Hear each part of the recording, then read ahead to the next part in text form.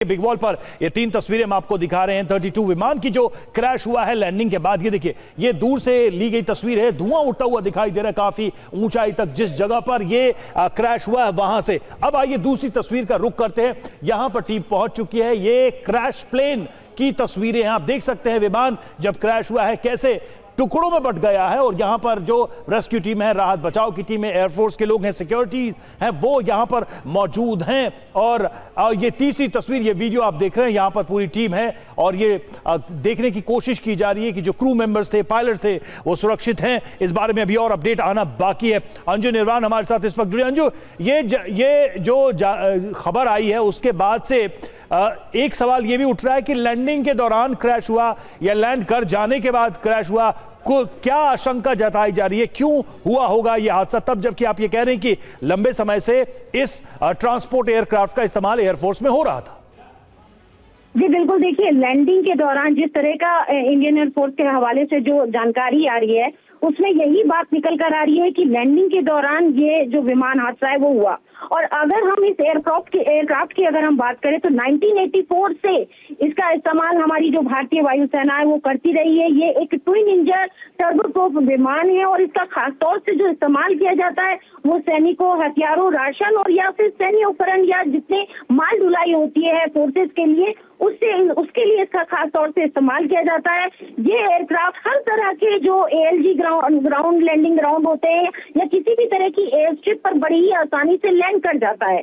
और खास बात इस एयरक्राफ्ट की ये भी रही है कि इतने सालों से ये भारतीय वायुसेना का हिस्सा रहा है। अभी बीते दिनों में भारतीय वायुसेना ने ऑपरेशन सिंदूर भी किया, उस दौरान भी इस एयरक्राफ्ट का इस्तेमाल हुआ है तमाम तरह के ऑपरेशन में।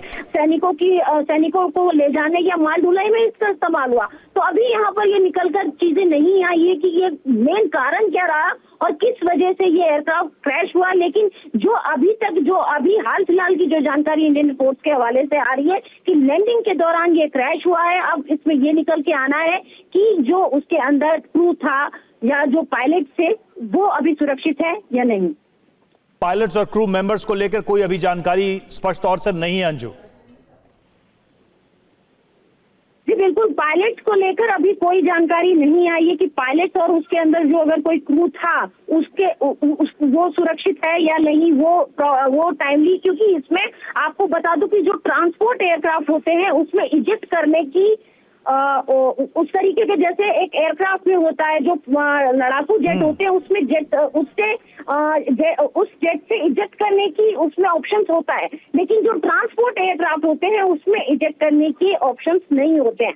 लेकिन फिर भी हमें एक जो ऑफिशियल वर्जन है उसका वेट करना चाहिए और ये अभी इसका इंतजार है कि जो पायलट थे वो सुरक्षित है या नहीं।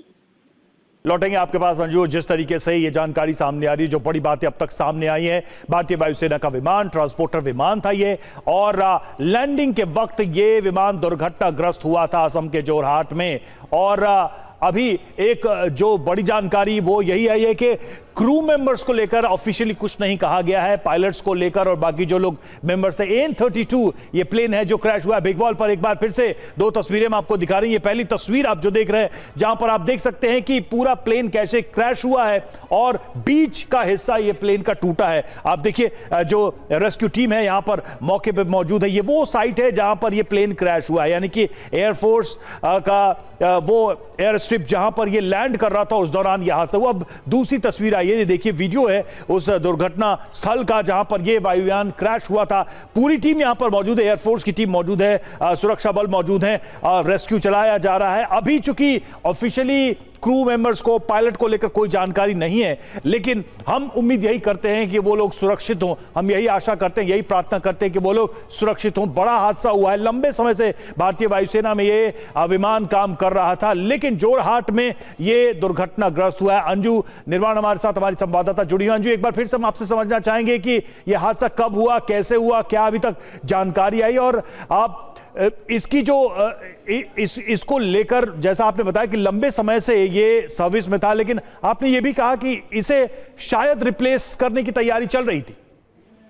जी बिल्कुल, देखिए मैं आपको बता दूं कि ये जो एयरक्राफ्ट है 1984 से हमारी भारतीय वायुसेना का हिस्सा हैं और तमाम तरह के जो इम्पोर्टेंट ऑपरेशन हमारी सेना करती रही है उसमें ये इस्तेमाल होता रहा है। कारगिल के युद्ध में भी इसका इस्तेमाल हुआ, ऑपरेशन सिंदूर के समय भी इसका इस्तेमाल हुआ, लेकिन क्योंकि ये 1984 से और अब 2026 चल रहा है, एक बहुत बड़ा लंबा अंतराल है और इसको अब रिप्लेस करने के लिए C295 जो कि भारत में बनाए जा रहे हैं। खास बात यह है कि स्वदेशी एयरक्राफ्ट से इसको धीरे धीरे चरणबद्ध तरीके से इनको रिप्लेस करना किया जा रहा है। तो अब यहाँ पर आपको मैं बता दूं कि हो सकता है कि इस घटना के बाद भारतीय वायुसेना इसको लेकर भी एक कोई बड़ा डिसीजन ले सकती है, क्योंकि जिस तरीके से ये एयरक्राफ्ट इतने पुराने हो चुके हैं और ये विमान हादसा एक बड़ा विमान हादसा हम इसे मान सकते हैं, क्योंकि जिस तरीके से लैंडिंग के दौरान ये क्रैश हुआ है, ऐसे में इंडियन एयरफोर्स इस एयरक्राफ्ट को लेकर क्या डिसीजन लेती है ये भी देखने वाली तस्वीर होगी। लेकिन हाँ, इन एयरक्राफ्ट को बदलने के लिए C295 लगातार चरणबद्ध तरीके से तैयार किए जा रहे हैं।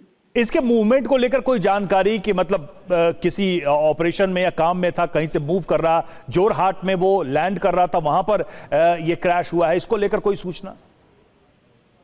जी देखिए, मैं आपको यहाँ पर ये बता दूं कि जोरहाट असम का ये जो एयरबेस है ये अपने आप में एक स्ट्रेटेजिक लोकेशन है, क्योंकि ये नॉर्थ ईस्ट का ये पूरा जोन है। और आपको बता दें कि यहाँ से LAC का जो अरुणाचल प्रदेश का भी जो नियर बाई इलाका है वो भी नजदीक पड़ता है। तो अपने आप में ये एक मूवमेंट, जरूरी मूवमेंट हो सकता है जो माल ढुलाई का बेसिकली या ट्रुप्स के मूवमेंट के लिए इसका इस्तेमाल होता है। लेकिन अभी इस पर ये जानकारी नहीं आई है इंडियन एयरफोर्स की तरफ से कि ये किस ऑपरेशन में या किस लिए इस विमान का इस्तेमाल इस दौरान अभी किया जा रहा था।